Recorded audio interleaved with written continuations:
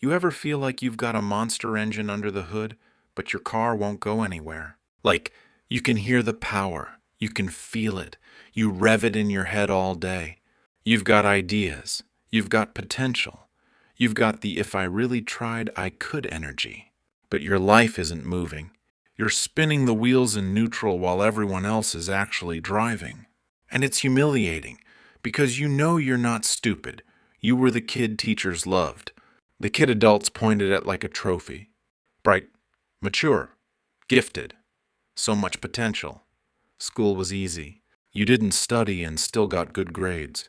You could wing presentations. You could read something once and get it. People acted like you were special, like life was going to roll out a red carpet the second you decided to show up. Now you're 25, 30, 35, 40, and you're watching something brutal happen. The average people are passing you, not because they're smarter, because they're moving.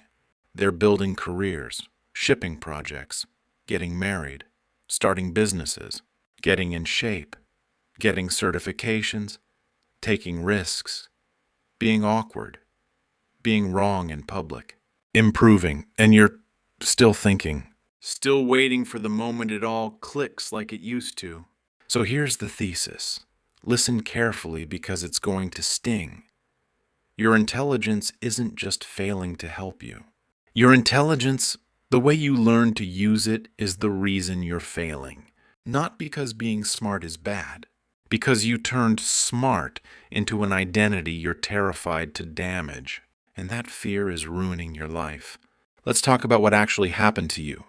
When you were young, you got praised for outcomes, not effort. You got praised for being naturally good. You didn't hear, you worked hard. You heard, you're a genius. And that sounds like love.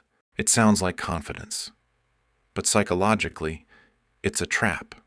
Because now you're addicted to one specific feeling, getting it instantly. You learn that smart means fast. Smart means easy. Smart means you don't struggle. So the moment you hit something that requires grinding, something where you don't immediately feel competent, your brain doesn't interpret that as normal difficulty. It interprets it as a threat. And here's the toxic little equation running your life. Struggle, mine stupidity. Read that again. Because you may not say it out loud, but you live like it's true.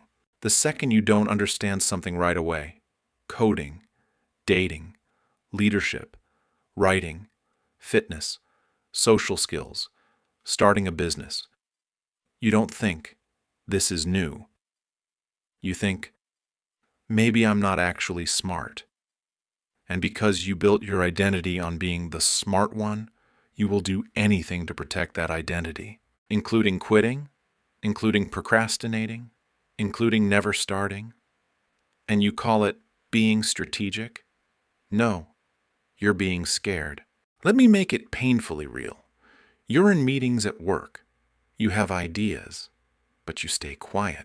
Because if you speak up and you're wrong, you lose your smart person badge. Meanwhile, the person you privately label as not that bright speaks up constantly. They're wrong sometimes. And guess what happens? They get corrected, they learn, they get seen, they gain influence, they develop confidence, they get opportunities. While you sit there with your perfect ideas locked in your head, collecting dust.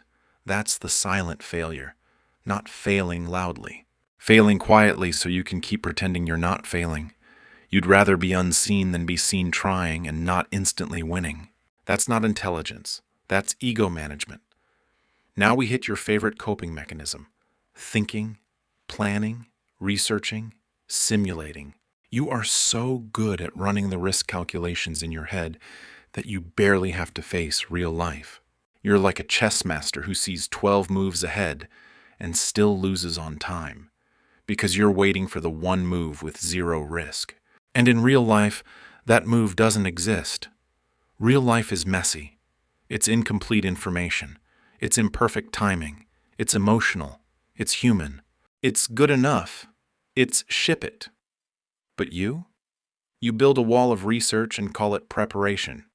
You research the business model, the niche, the legal structure, the best camera, the best editing software, the best productivity system, the best note-taking app, the best logo, the best domain name, the best course, the best framework.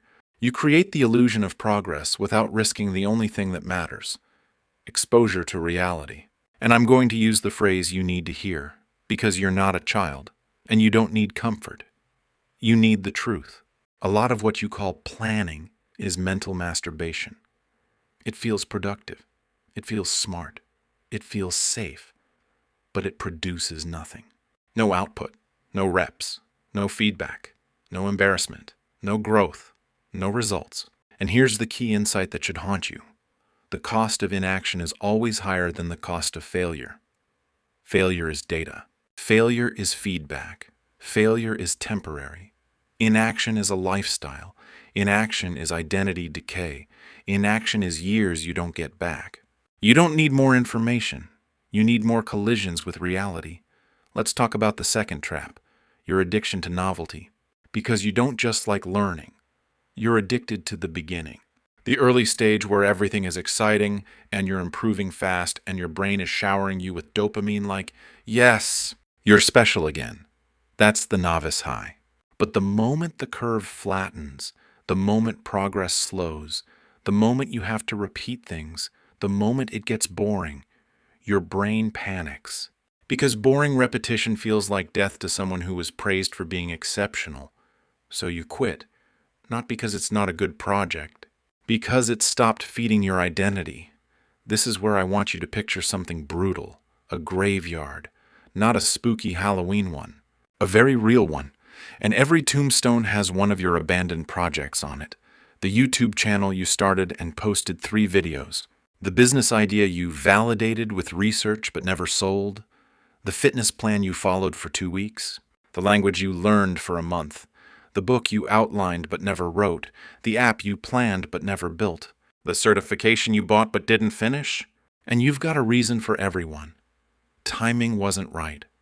I lost interest. I realized it wasn't optimal.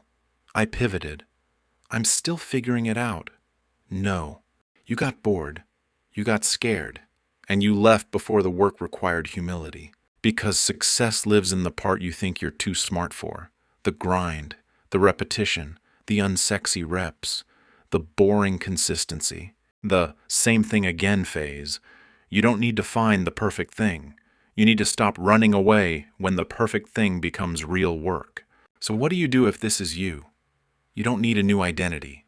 You need a new relationship with embarrassment. 1. Enter the fool phase. You have to detach your self-worth from your performance. Because right now, every attempt is a referendum on your value. That's why you freeze. You're not afraid of failing. You're afraid of what failing would mean about you. So here's your assignment.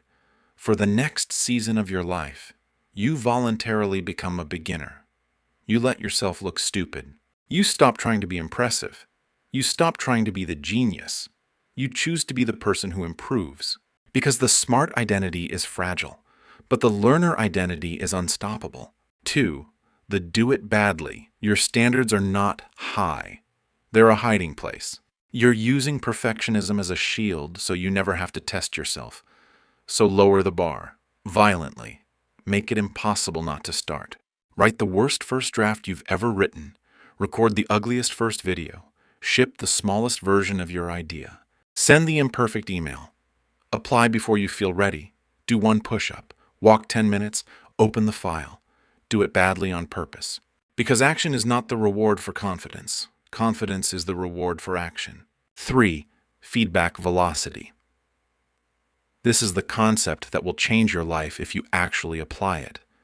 Smart people often have slow feedback loops. You think for weeks. You plan for months. You perfect for years. And when you finally act, it's one big, terrifying all-or-nothing moment. That's why you avoid it. So you need to increase feedback velocity. Shorten the time between idea and action. Instead of planning for 30 days, act in 30 minutes. Instead of researching for a week, do 1 ugly attempt today. Instead of building in secret, show a small piece to the world and let reality respond.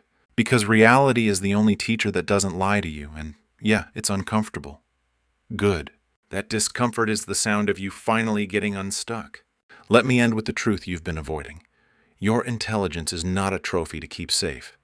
It's a tool to get dirty. So stop protecting the image of the person you were at 12. Stop trying to prove you're special. Start becoming effective. Because the world doesn't reward potential, it rewards output. And the moment you start moving, messy, imperfect, embarrassed, consistent, you're going to realize something almost painful. You were never behind because you weren't capable. You were behind because you were trying to stay smart instead of becoming strong. Now get out of your head and go do something badly.